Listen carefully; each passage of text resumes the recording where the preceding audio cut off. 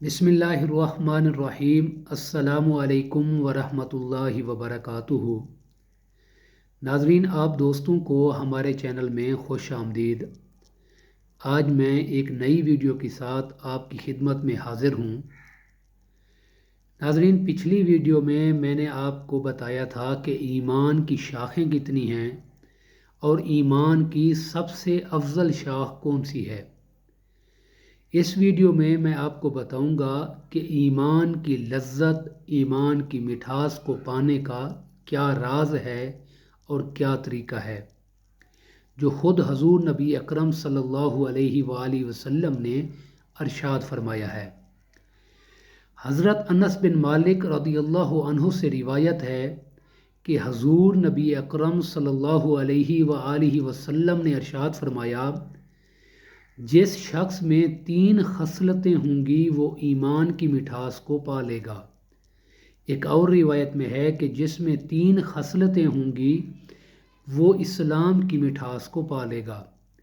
وہ 3 خصلتیں کون سی ہیں؟ وہ 3 عادات کون سی ہیں؟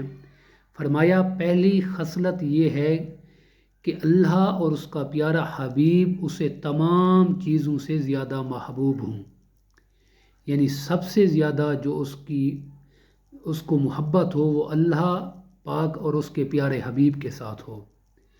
اور دوسری خصلت یہ ہے کہ جس کسی سے بھی اسے محبت ہو وہ محض اللہ پاک کی رضا کی خاطر ہو۔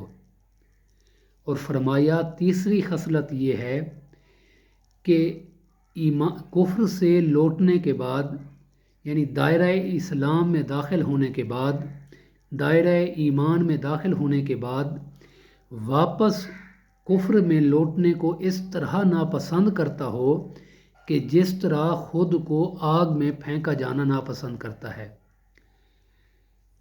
اسی طرح ایک اور روایت میں ہے کہ ایک صحابی رسول نے عرض کیا، یا رسول اللہ صلی اللہ علیہ وآلہ وسلم، آپ مجھے کوئی ایسی نصیحت ارشاد فرمائیں کہ اس کے بعد مجھے دوبارہ اسلام کے بارے میں کسی اور سے پوچھنے کی ضرورت نہ پڑے۔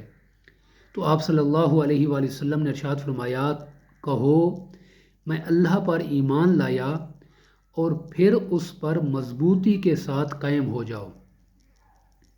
اسی طرح ایک اور روایت میں ہے، حدیث پاک میں آتا ہے کہ حضور نبی اکرم صلی اللہ علیہ وآلہ وسلم نے ارشاد فرمایا، تم میں سے کوئی بھی اس وقت تک مومن نہیں ہو سکتا جب تک میں اسے اس کی اولاد، اس کے والدین اور حتیٰ کہ تمام چیزوں سے زیادہ محبوب نہ ہو جاؤں۔